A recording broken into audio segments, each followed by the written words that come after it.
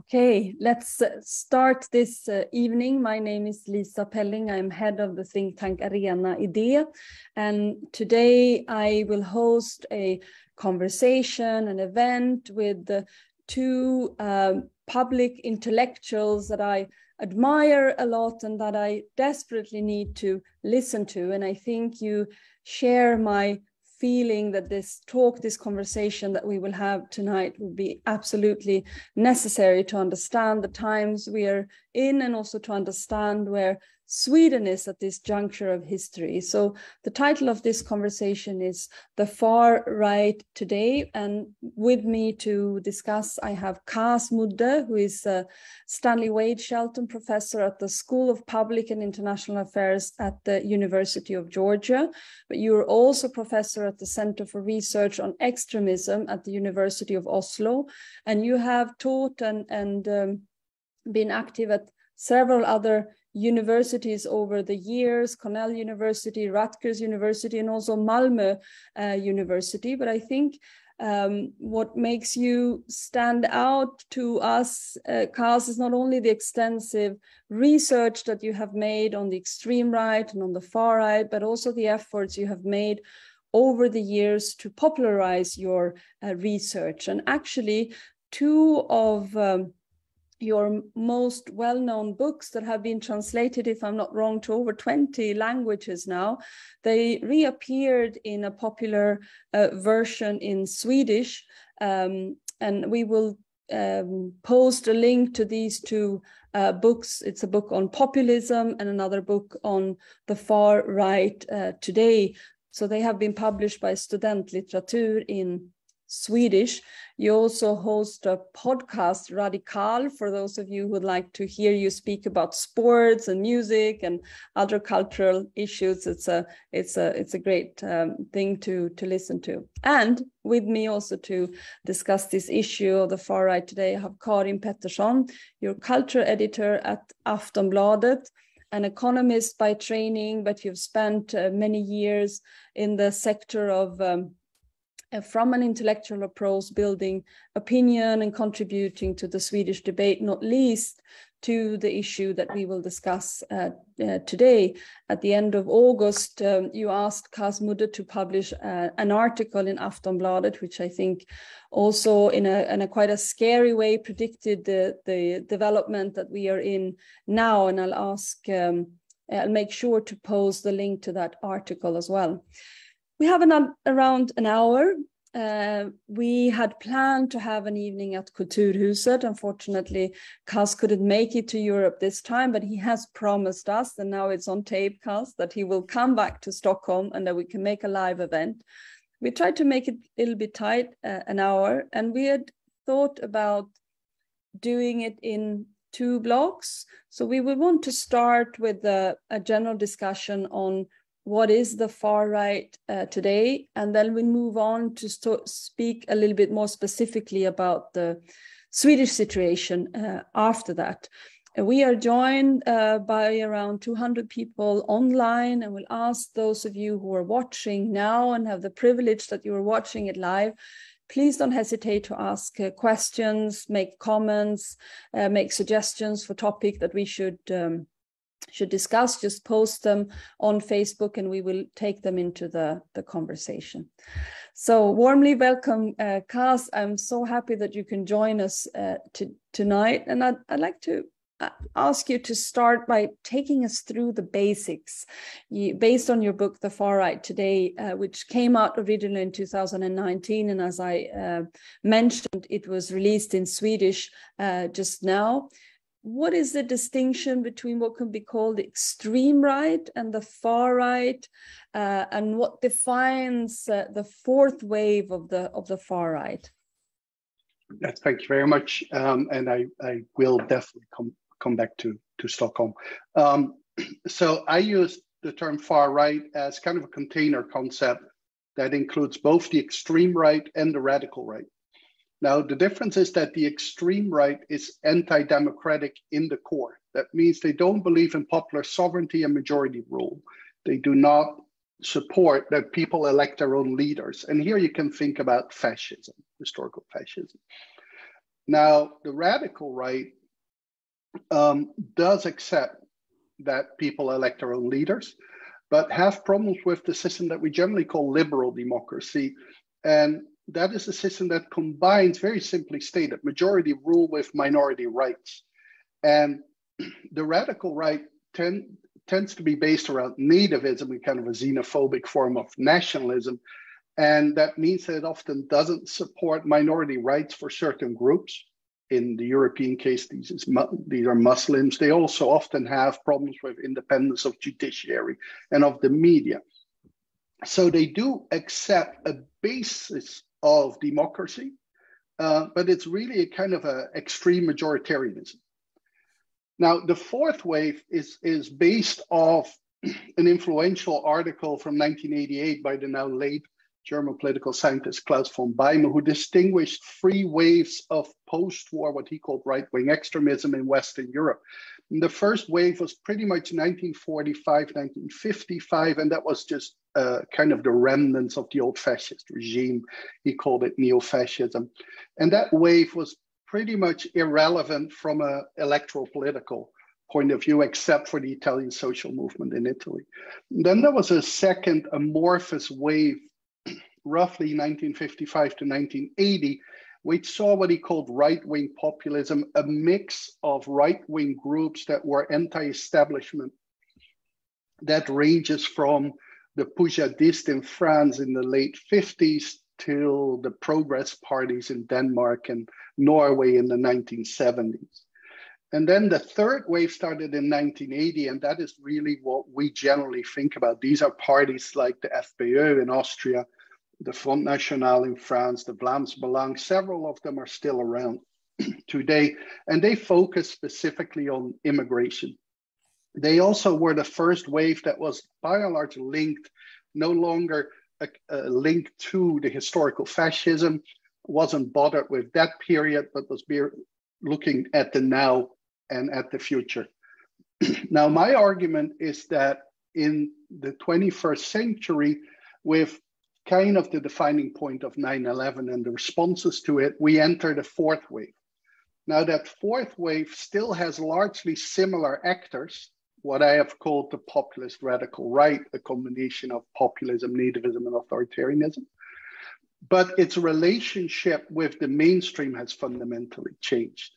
And whereas in the 1980s, 1990s, the radical right was entering into parliaments, it was still pretty much kept outside of the mainstream, both the actors and its ideas. Now, in the 21st century, as we now even see in Sweden, right, the radical right has become part of the mainstream. In certain countries, actually defines the mainstream.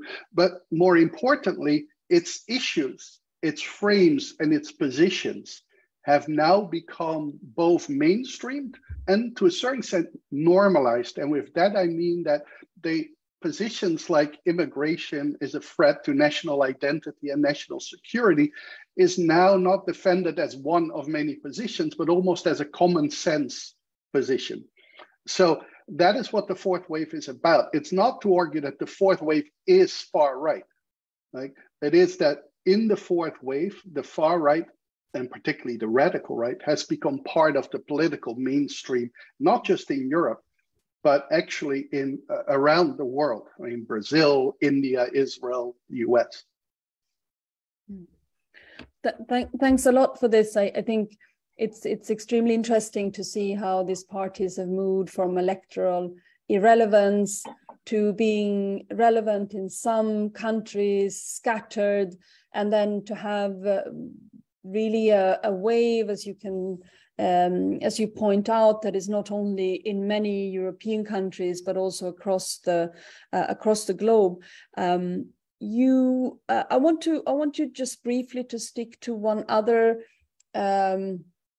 definition, one other concept, and that's the concept of populism. You're saying that in the fourth wave, you would see a populist radical right. What is populism in this sense? And are radical right-wing parties, far-right parties, always populist? Does it come together, or should we keep these definitions apart?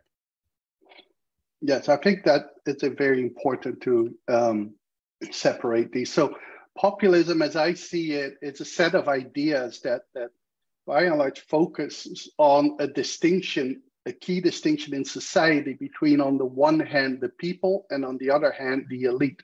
But what is crucial is that populists see both the people and the elite as homogeneous entities.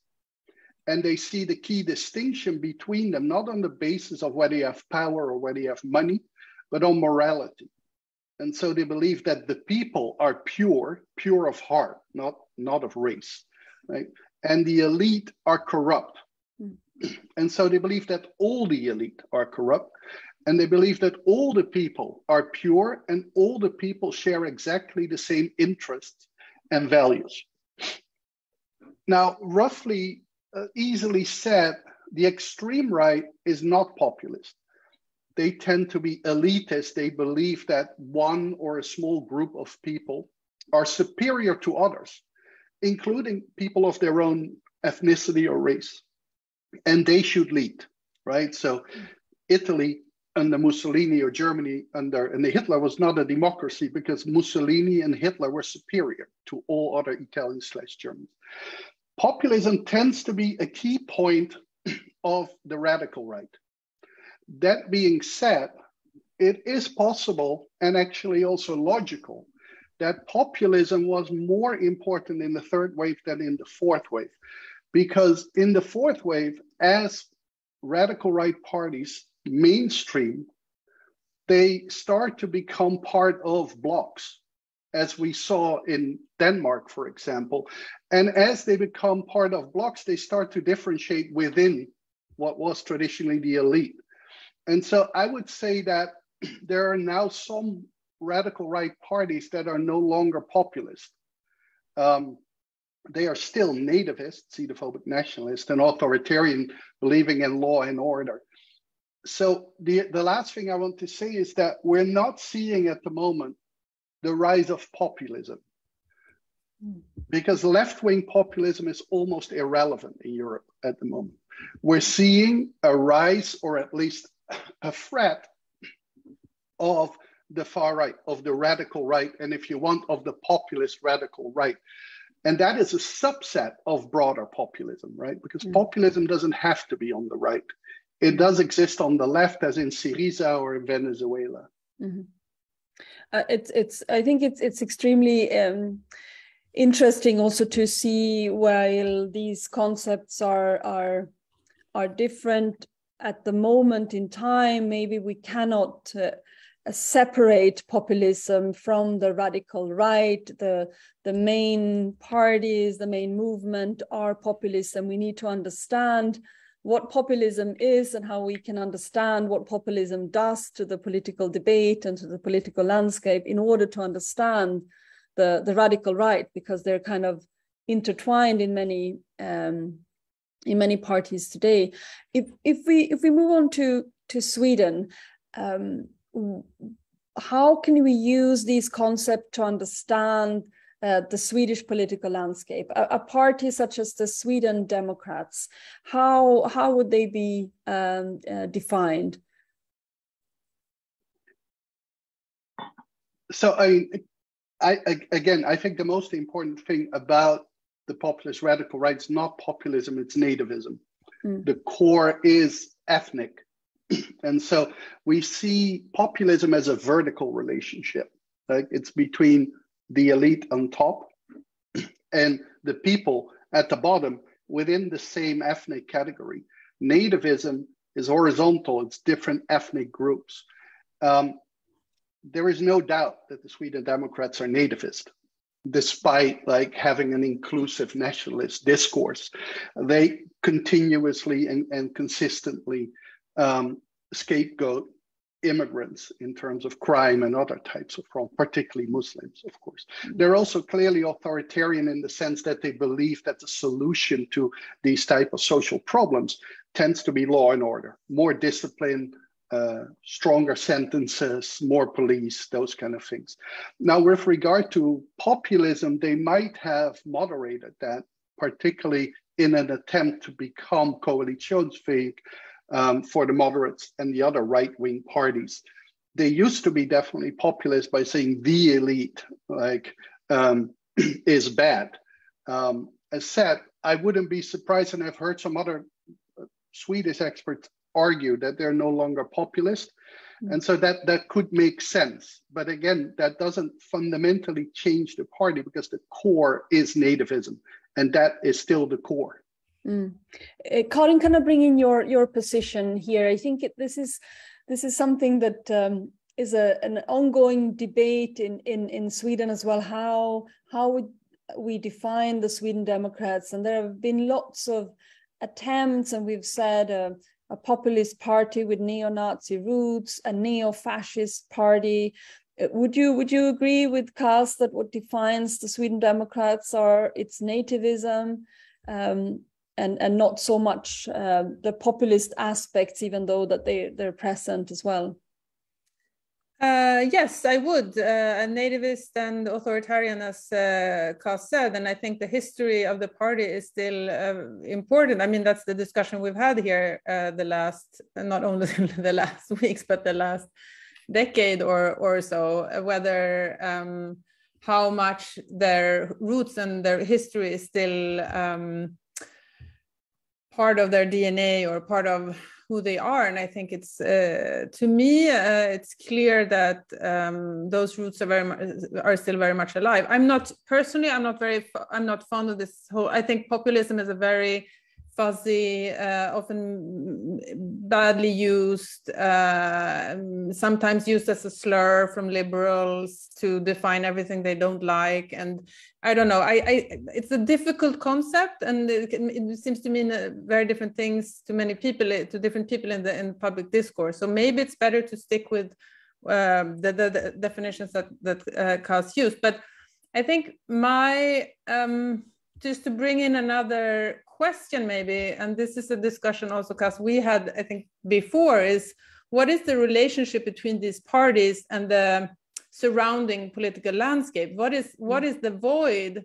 What is the demand? Where does the demand for these parties come from? And in what circumstances do they actually grow? And how should then other movements, we come from the left, how should we think about these parties as competitors in the political field? Can you talk a bit about that, the relationship between these parties and other parties?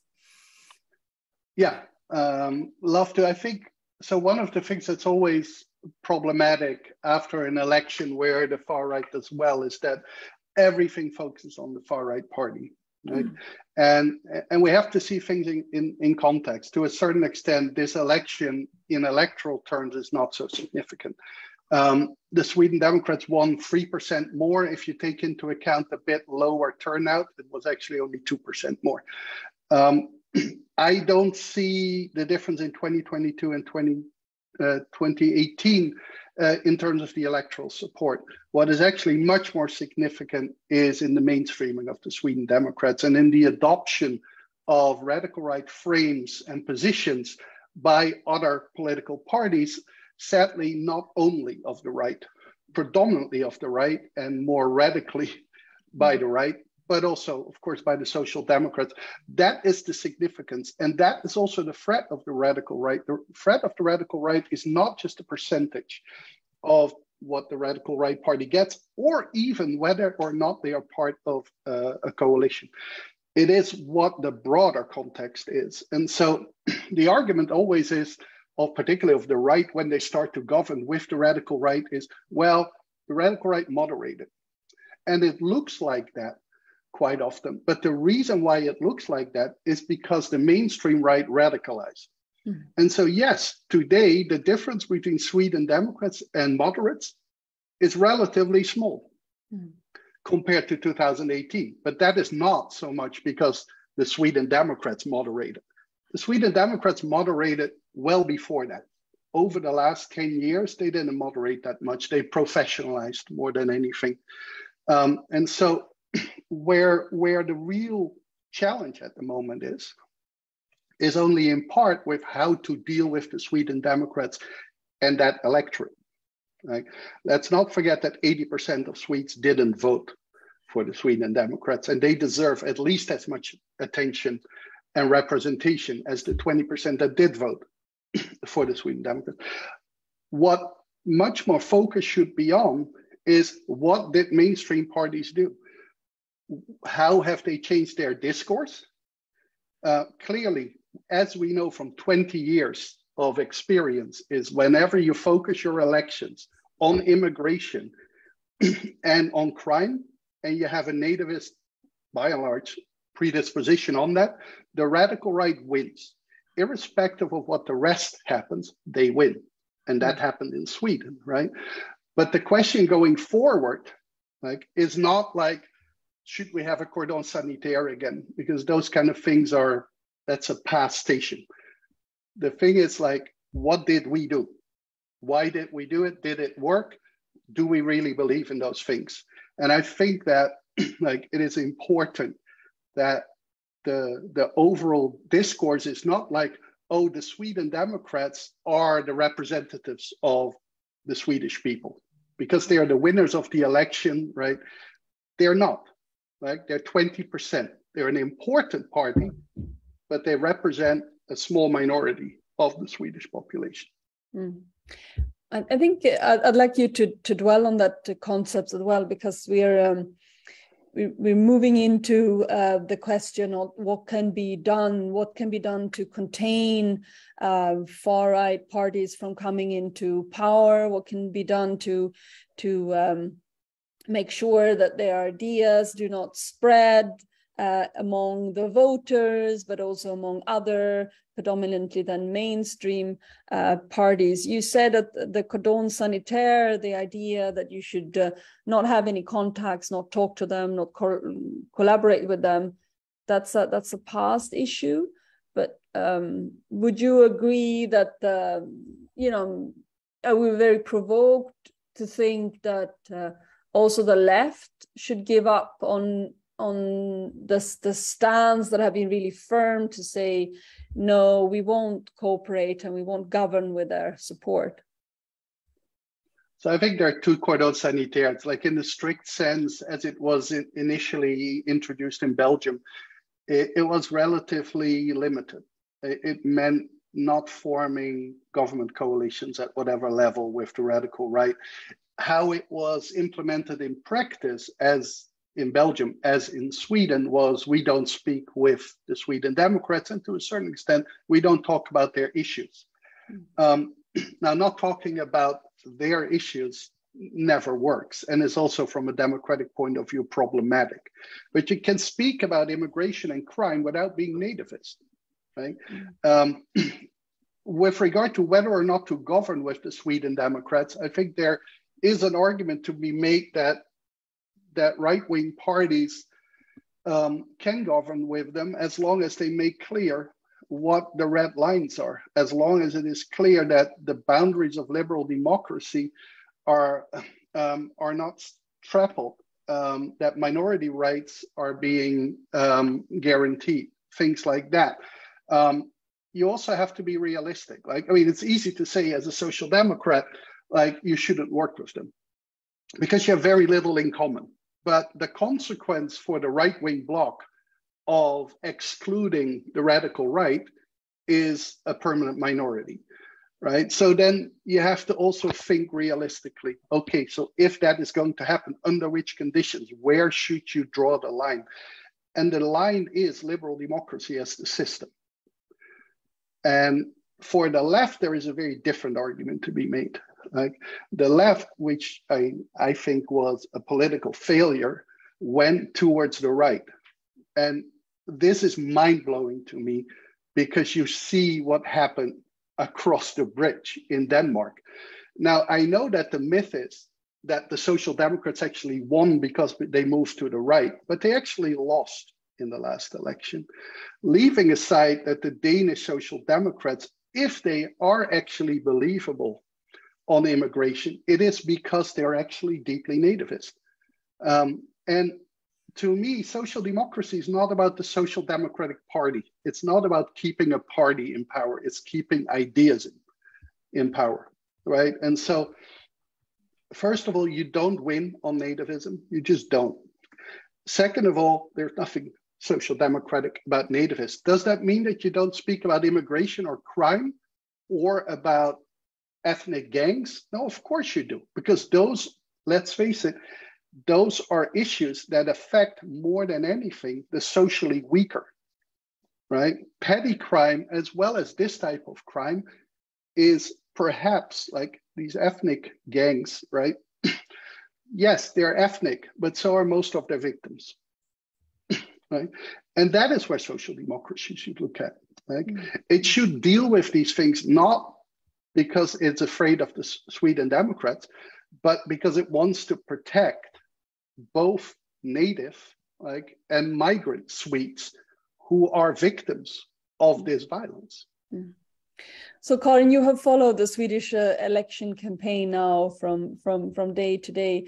What is your assessment? Is the Swedish left, the Swedish Social Democratic Party, have they also, in a sense, adopted to the radical right propositions? Have they turned slightly nativist in the way they speak about crime and the way they speak about migration, possibly also other issues? There is this issue of welfare chauvinism, the idea that welfare can only be reinstored or protected if you keep immigrants at bay, so to say, connecting costs for welfare with the cost for migration. Is that something that the Swedish Social Democratic Party, for instance, is suffering from? What's your assessment, Karin?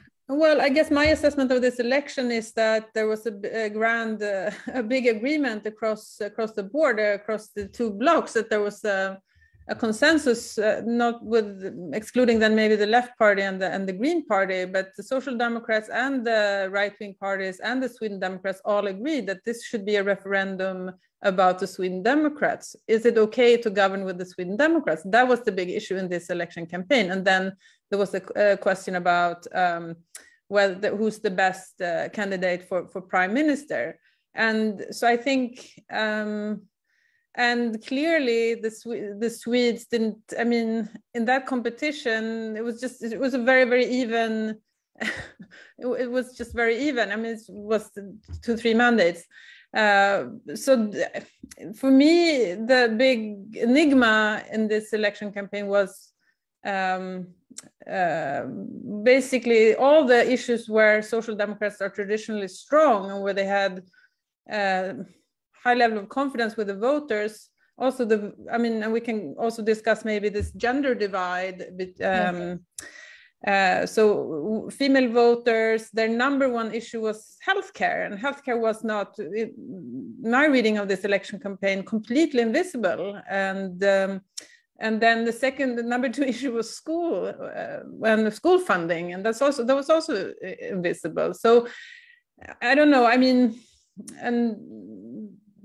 and because I think we had this discussion before, but where it didn't even have to be like a radicalized, like a more left, moving to the left kind of social democracy that maybe I would like to see. It would just had to be a more like a traditional mainstream center of the middle of the roads social democracy, focusing on some of the issues that we've been discussing this last 40 years with the pandemic and these massive failures of healthcare system and the access to elderly care. And it was just a mystery to me that this agreement, this campaign was agreed upon, but I guess it was something the pollsters, Social Democratic pollsters saw in their polls or whatever. But it's not so strange that they lose if the whole agenda, I mean, it's just basics, as Cas said, it's very basic. If you fight the whole fight on your opponent's playing field or part of the political spectrum, it's no wonder that you lose or that you don't bring the voters with you. So yeah, but I don't know, that's not the answer to all of your questions, Lisa, but that's how I read the election campaign. Yeah. but that is also really what defines this fourth wave, is that the radical right is the agenda setter. Right? They decide not just what we talk about, but how we talk about it. And so that obviously gives them an advantage, but more importantly, like it makes sure that the topics that we talk about are topics that they are relevant on. If we would actually talk about what people care about, then yes, immigration and crime are there, but as said, housing, education, healthcare, they're also there. On those, the radical right tends to have no particular convincing answer. Consequently, they will be less dominant and they generally will win less. They won't disappear, right? But they will win less. And so what happened in Sweden, as Karin just said, is that they hijacked the agenda and the other parties went with it, in part because the moderates made the decision strategically that they were going to work with them. And so they liked this point to be at the agenda. For the Social Democrats, they thought probably that they could have a strong position on this. But as a consequence, their key issues, their strength issues, as well as the issues that part of the electorate want to talk about, disappear. Mm-hmm. Like, now, there's one thing where I disagree a little bit with Karin, since that we don't need a real left party rather than a centrist party. Let's face it, the Social Democrats have a very old electorate. And its electorate is just dying, like literally dying. Among the youth, it was incredibly weak. Why? Because the young do want a left-wing party. They don't want a middle-of-the-road party. They want a party that takes strong positions both on socio-economic and social-cultural issues on the left. And we see this across Europe, that the electorates of the social democratic parties are getting older and older, and young voters traditionally vote for the Greens. What was so remarkable in this Swedish election was that actually the moderates were the strongest party among the youth. I have no clue where that came from, but that should also be very worrying for social democrats and the left in general, because actually both the Sweden Democrats and the moderates did very well among the youth. And I guess because they had a clear profile. Like, and so being kind of in the middle of the road and this kind of, well, we keep the ship steady is attractive for older people who benefit the most from the system and are really part of it. One thing that we're missing is that people who are under 40 have been socialized in a very different world than anyone above it. People under 40 have been socialized in permanent crisis. From 9/11 to the Great Recession, to the so-called refugee crisis, to the pandemic, to now Ukraine, right? They associate social democratic parties with austerity. And that is a completely different mindset. And so this argument that you once or twice say something a bit more lefty, and then that young people will think, oh yeah, like you're the party on the left, you will stand for that. That doesn't work for that generation. And how do you get out of it? I think more than anything, the solution is not necessarily coming out of parties, because they always have two interests. One is the ideological and one is the party, and they're not always the same, right? I think where the left has failed over the last decades is actually in the intellectual debate. They assume that they still hold ideological hegemony, but they don't. Like, the right has taken that already. And there's very little intellectual energy on the left throughout Europe. I think we'll come back to these issues, but I think it's very interesting to think of a timeline where the mainstream parties tried to resist to talk about the issue that the Sweden Democrats wanted to talk about all the time: immigration. And when they then finally decided that this was a topic that people wanted to talk about and that people felt increasing concerns about and they needed to be addressed, they didn't know how to talk about migration and fell into the trap to talk about migration as the Sweden Democrats, as a problem, as a cost, as a threat.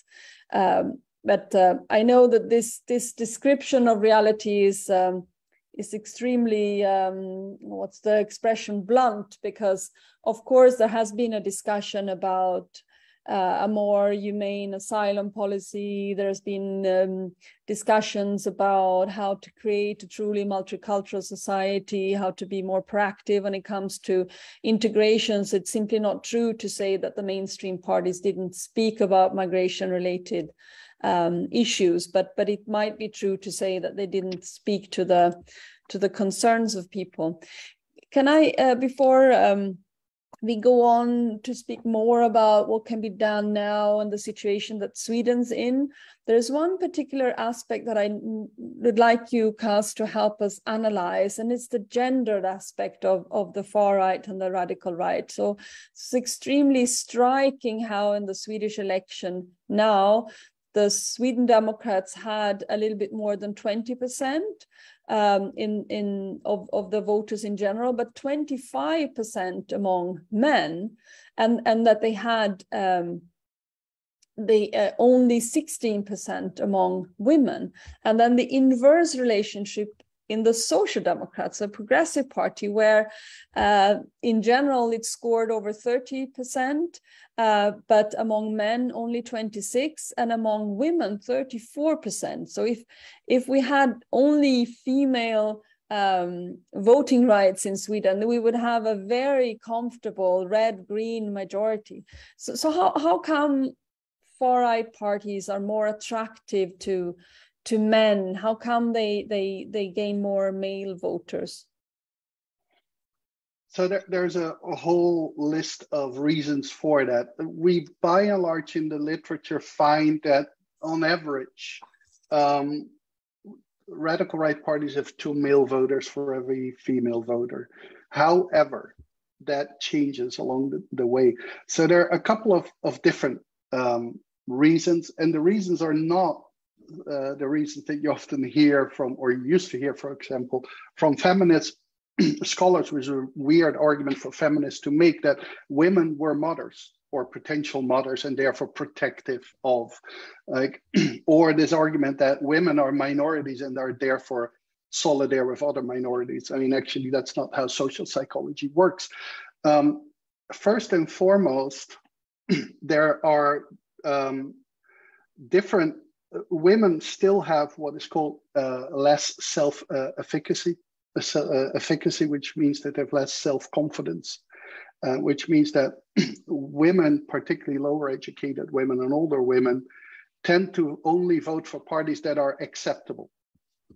And so the stigma on the Sweden Democrats is still relevant for a sizable group of Swedes. That stigma will work more on women voters than on men voters, right? What you see is that when radical right parties become really mainstream and normalized, that gender gap starts to close because they're now no longer like stigmatized. The other reason is that women, particularly in the Nordic countries, tend to work much more in the public sector than in the private sector. Radical right parties tend to be perceived as hostile to the public sector. So that plays a role. Then there are just aspects of masculinity, although that plays, I think, a little bit less in the case of the Sweden Democrats. I know that gender roles are particularly progressive in Sweden, but it's hard to see any type of machismo in Jimmy Åkesson. And the logo of like the sunflower and everything. I mean, actually, Sweden Democrats have done quite a lot to not be very visible on that. But I think the key issues are stigma, like which have a strong gendered effect, associations with violence, which to a certain extent the radical right has, maybe not Sweden Democrats, but the Nordic resistance movement. We also know from research that women have much less tolerance for violence than men. and then the public versus private sector. So it's not so much about having traditional gender roles, because there's a significant part of women that also have traditional gender roles. Often a religion also plays a role sometimes. So women are more religious, and generally religious voters are less open to the radical right for two reasons. One, they have their own party, often a Christian Democratic or whatever. Second, quite often on the pulpit, there is a strong anti-radical right message. So yeah, it's that combination. Karin, in Sweden, both the left party and the Social Democrats, they've kind of tried desperately over the past few elections to win back particularly male voters, the kind of the male blue collar working class person in a small city on the countryside. They seem to have been the target of every strategy in every elections, but they've failed. I think that the left party is a good example with what it seems to be a huge failure to win back. If it's to be won back at all, that's a part of the discussion. Maybe these blue collar male voters never voted for the Social Democrats in the first place. Maybe they were always conservative voters. But what's your take on this gender difference between the voters for the Social Democrats and the Sweden Democrats? No, I find it interesting. I think we've had a discourse, this obsession now with the success of the Sweden Democrats and their ever rising, their ever larger result in the elections in the last 4, 5, 6 elections has created this monster almost in public discourse of obsession with the male, like the male blue collar worker. That's like the only political subject, or the only vote that seems to be worthy competing for the political parties. And I think I think this, also going back to the discussion we had before, I think this election campaign that we just had is also a result of that thinking, because if there had been more focus on other groups, women voters, for example, and trying to reach them, then the focus of there would also have been a different focus on issues, on other issues, as we just discussed. So I think that there needs to be, of course, that's a big and important voting group. But as you said, Lisa, we know that blue-collar workers have always been voted conservative. And I think something we haven't talked about yet is that there's a big trend also in Europe that social democratic parties become more and more parties for the middle class, or for educated voters. So they tend to leave everywhere. As part of voters, blue-collar workers diminish. The big social democratic parties attract progressive, well-educated voters, and then they kind of leave these working-class voters behind, and that's something to discuss. But there's something in my mind. I don't know. This obsession with one single group has to go now. We need to start thinking, as Cas said, about young voters, about other parts of the electorate. And I find it very interesting and painful, and I think very, very hard lesson learned, that all these young voters now, the majority of them really voted conservative and Sweden Democrat. And I think part of it is a protest vote against the establishment. And that's what young voters tend to do. But I think one part of it is really what you said, Cas, that I don't think young people believe in politics anymore, that politics can change so much, because they've never seen progressive policies. They've never seen social democratic parties actually expanding the political field, or come up with policy proposals that actually change their lives. So they've only seen like a retreating state and the financial crisis and then the climate crisis, and politics doesn't seem to be able to fix anything or to do anything. Then of course, maybe you vote anti-establishment and you vote for security. And we know that young, especially men, are also, I mean, having a 14-year-old son myself, I know how they talk, and that they're worried about, petty theft and all these issues that they hear about constantly, even if it's not maybe always true that they are it's so dangerous for them. But so I think, it's interesting to think about this one-track mind of the Swedish political discourse we've had for such a long time now. And how to break out of that. And I don't know, but one thing would be to start working on political ideas. And I think what Cas said maybe is also true, that we've failed. I mean, it's a failure of the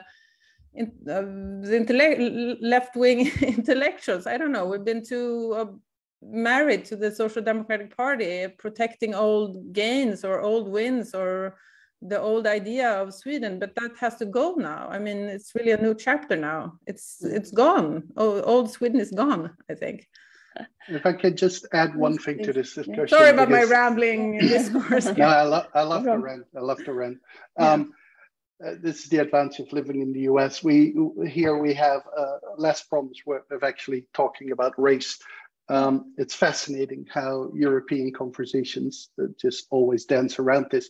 We haven't been talking about the male worker over the last decades. We've talked about the white male worker. Mm-hmm. And if you actually look at the composition of the working class, then we have two types of working class: as a quickly diminishing kind of industrial working class, and a growing like service sector working class. And that broader category of working class is increasingly female and is increasingly non-white, right? And they get no love whatsoever from anyone.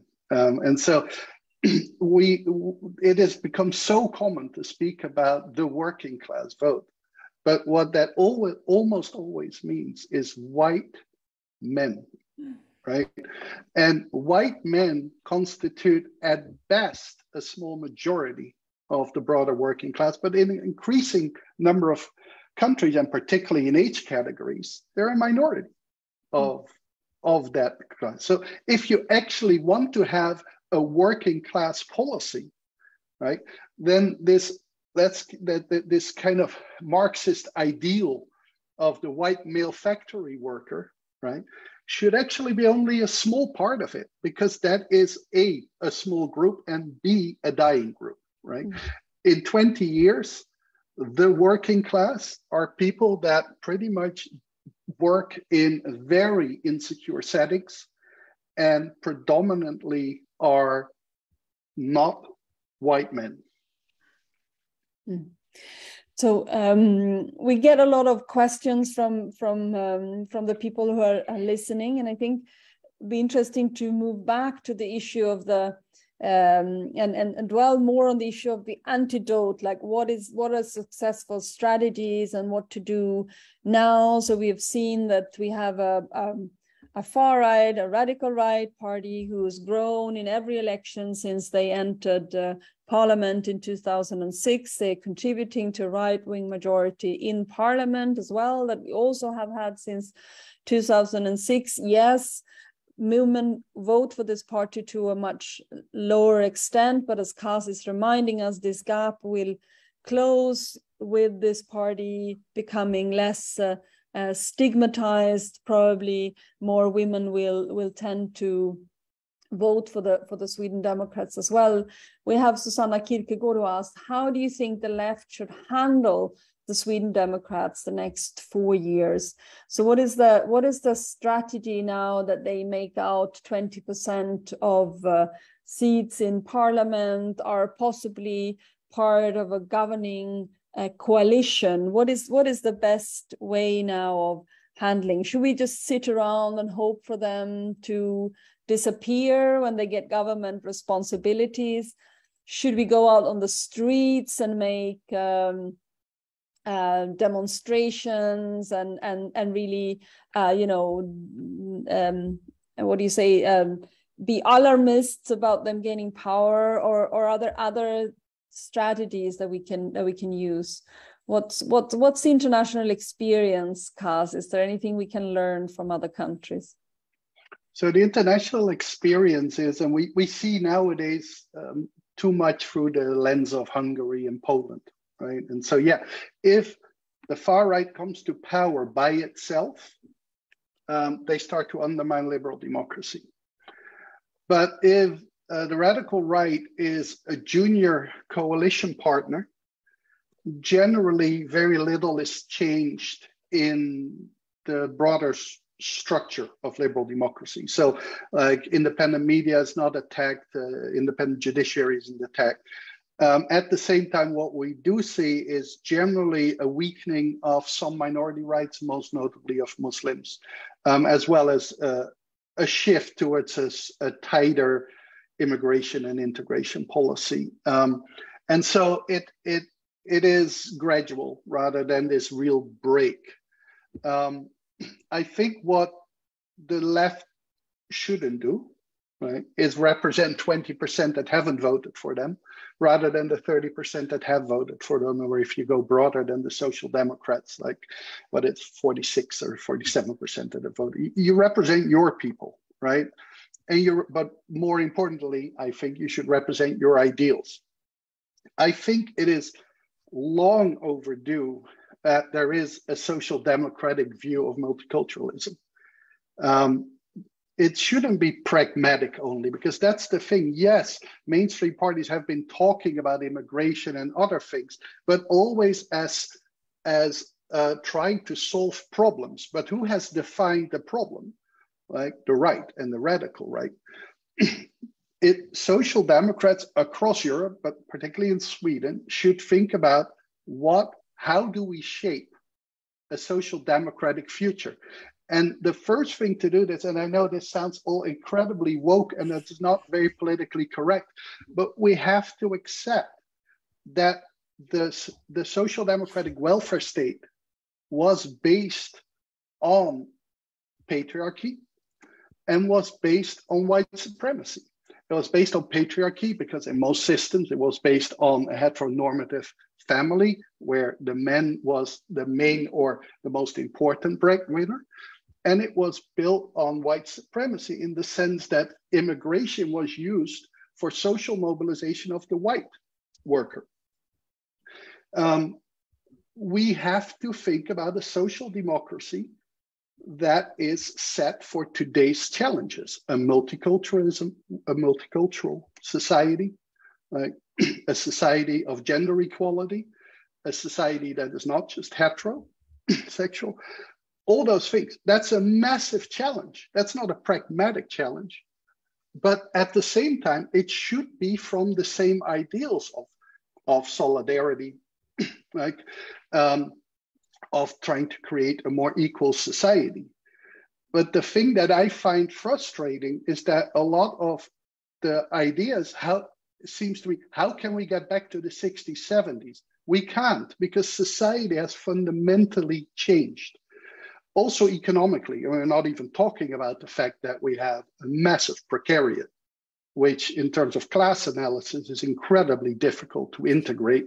And in terms of like the classic structure of social democracy based on trade unions, etc., is also incredibly difficult, right? So first and foremost, we have to, as the left, acknowledge that society has fundamentally changed, and therefore our concept has to be rethought while holding on to the same values. Second, we have lost intellectual hegemony. And we can't simply assume that the majority of people think like us or have a positive sentiment towards the left.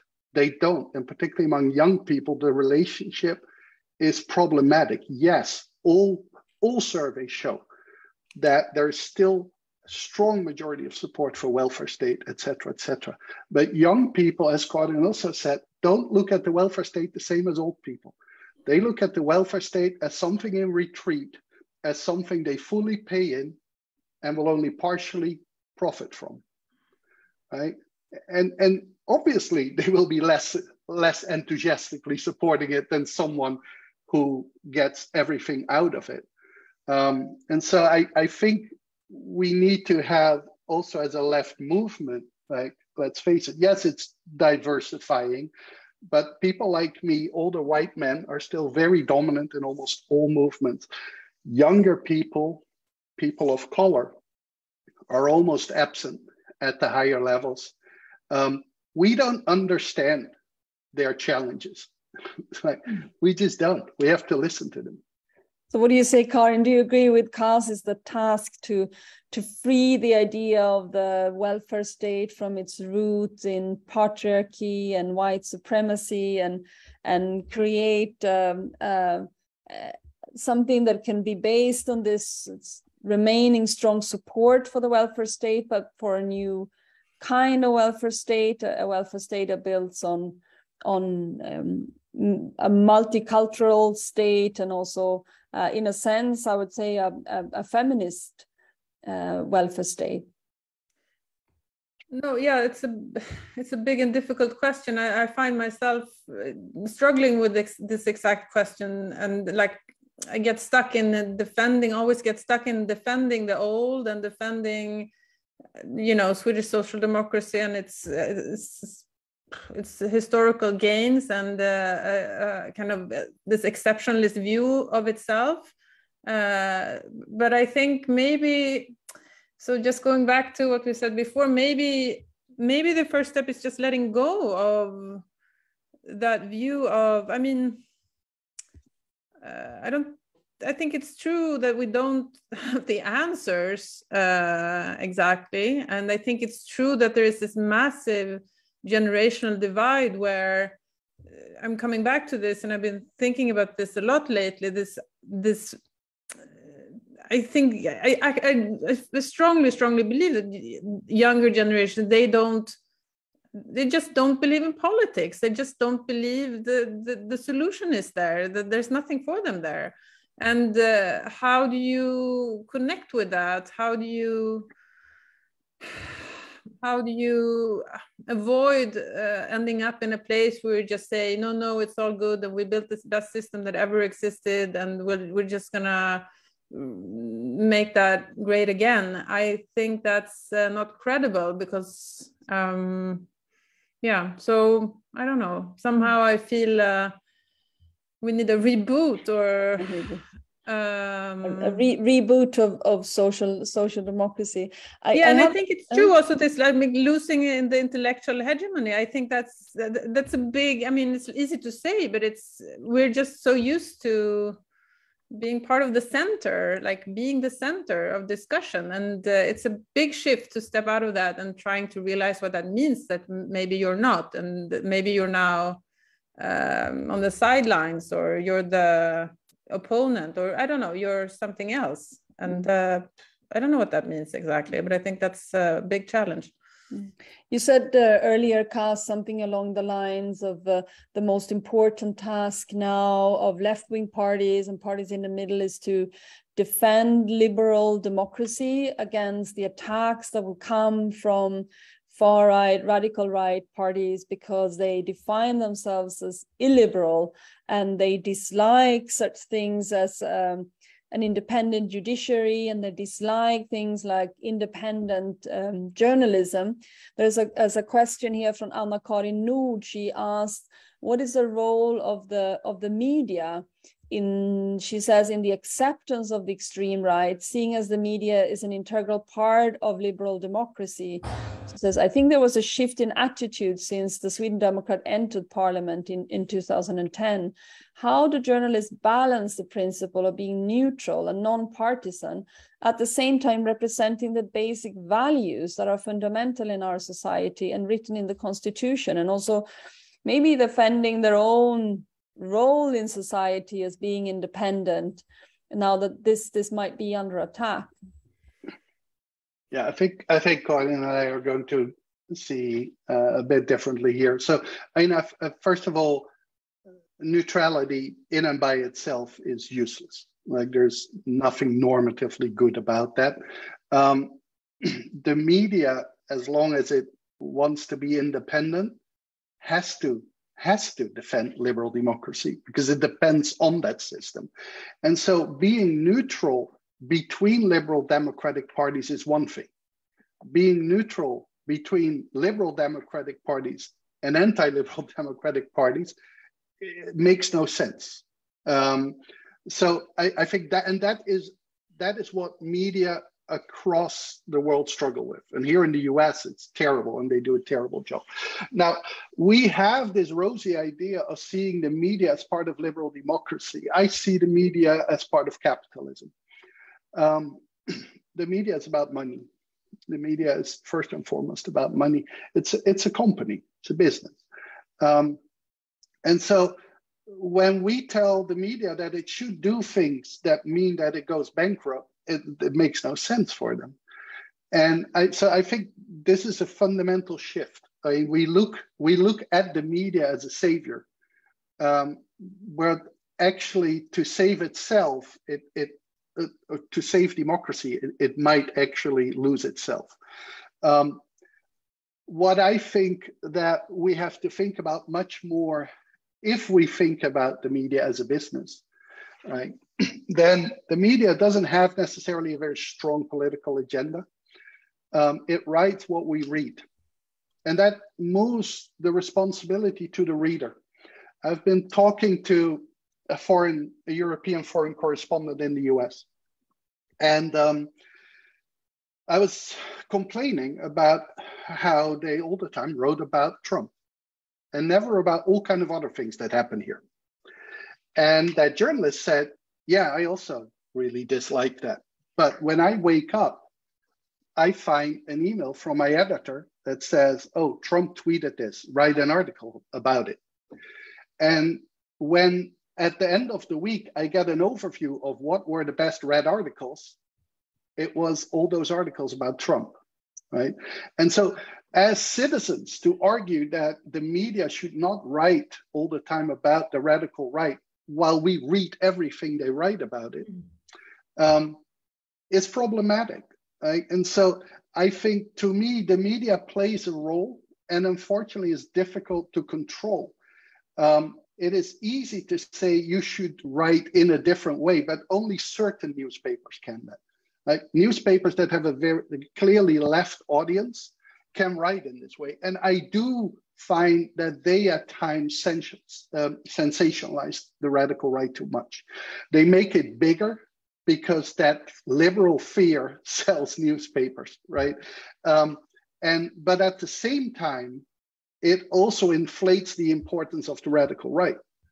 And so in general, the media should cover the radical right as it covers everything else, critically, factually, and it can have, and it should, I think, have a political message. The radical right is not like the Social Democratic Party. It stands for a different system, which is against the basic values of an independent media. Do you agree, Karin, also that independent media might be under threat in Sweden now, that the Sweden Democrats are given such a huge influence over the incoming government, not as a junior partner where they are junior in relation to the rest of the parties in government, in parliament, but they are the largest party in the governing majority? My fear is that I think what they can accomplish in the next years is nagging at the margins of the public service funding for the big public service companies.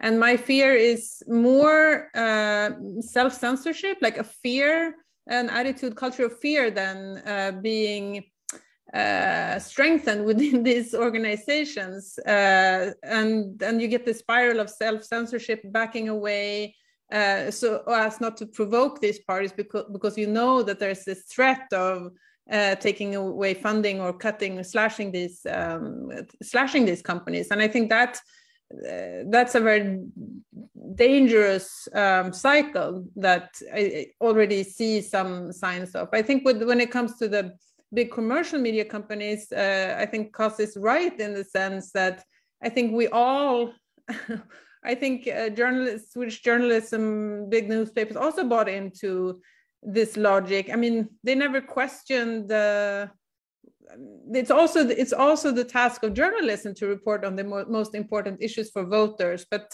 it was never questioned that the biggest issue in this election should be ethnified crime, even though we know that many voters, female voters, for example, had other issues at the top of their list of priorities. But so there's also this, I don't know, loop between social media, traditional media, and then this fear-mongering that becomes very, very strong, or fear-mongering in this ethnified, blaming everything on the immigrants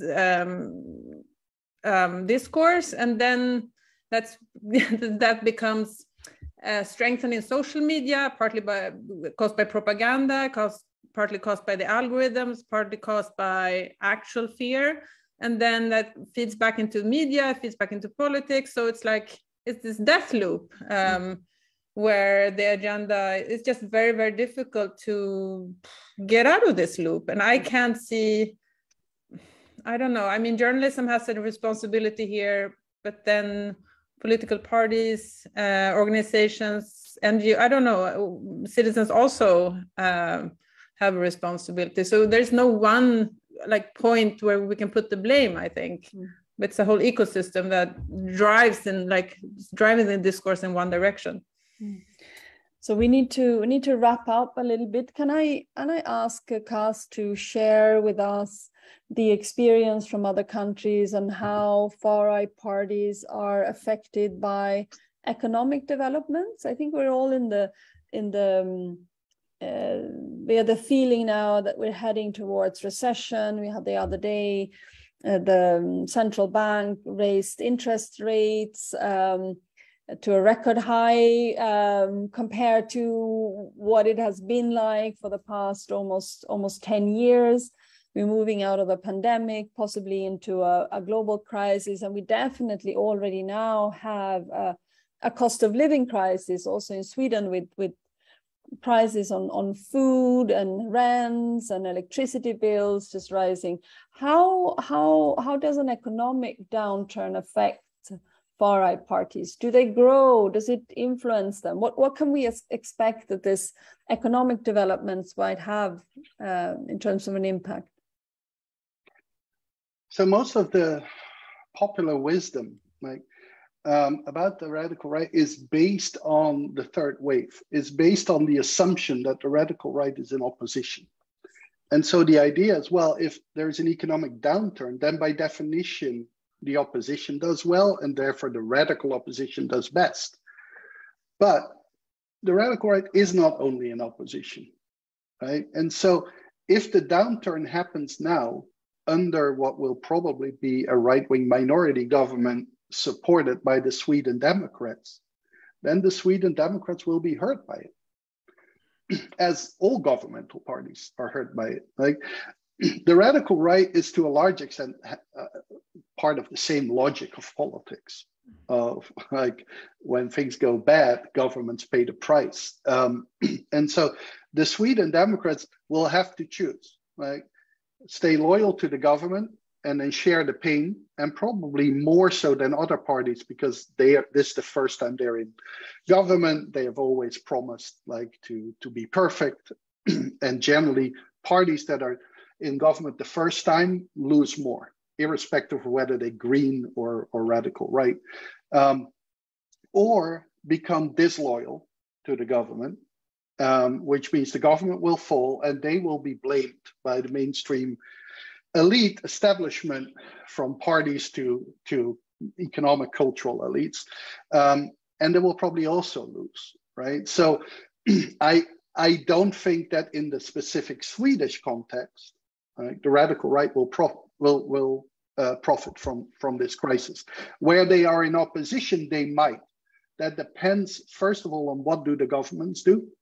Are they actually going to intervene and mitigate this? Second, what do other opposition parties do?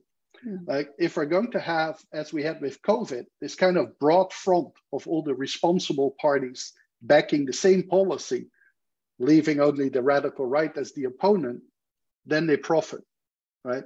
But if there is, for the sake of argument, a radical left party that also protests, then they will share like that protest potential and will profit less. But I think the Sweden Democrats come, in a sense, to power like under the worst circumstances. It's almost certain that the economic situation goes down.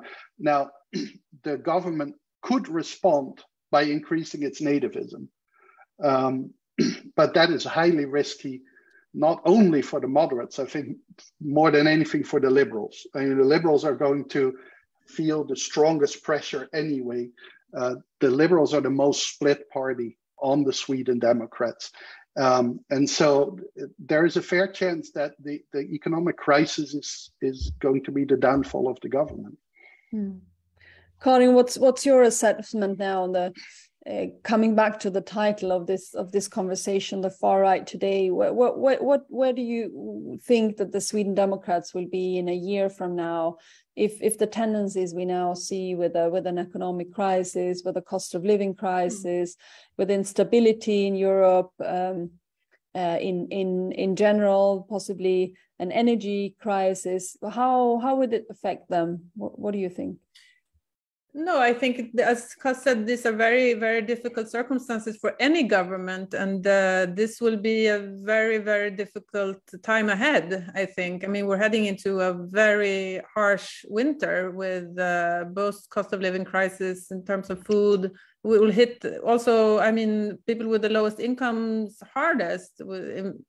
And so I think my question is how good the Sweden Democrats will be at like keeping they're so good at their martyrdom, and like they've built their whole, the idea of themselves of being the truth sayers, of being the only party saying, never having power, always speaking the truth. And how will they be able to, what will their strategy be to keep that position? And I think I'm not as optimistic as Cas. I think I've seen in other countries that these kind of parties are very good at keeping their martyr role and always blaming problems on somebody else. But that's, so I guess that's the big question. But then, I mean, the bigger question for me now is what happens. How should we can't just wait this out now from the left. I mean, we can't go on like we've been doing this election campaign, just saying the Sweden Democrats are bad and therefore vote for us. It's not a political program. It's not going to work in the long run. And this party is here to stay, even if they fail, even if the government fails, even if they lose in the polls.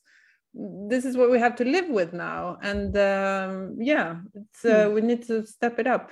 Yeah, I think that's a good summary. Probably the Sweden Democrats will not be able to go on as they did before. They are in a totally new situation, and probably they will not gain much from being in government, possibly even lose, because they will have to govern in a very difficult time. But it doesn't mean that parties to the left, including the Social Democrats, can sit around and just wait. There's a need for changing on that side as well. There are loads and loads of questions coming in from people following this on Facebook.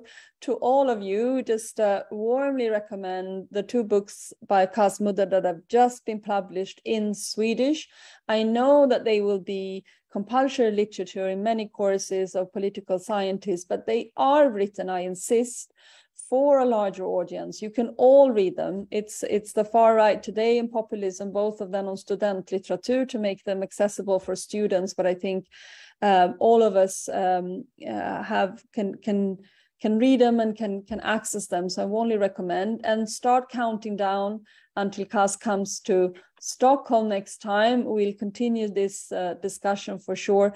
Thank you so much, Cas, for joining us today. Thank you so much also, Karin, for for joining us and contributing with your perspective.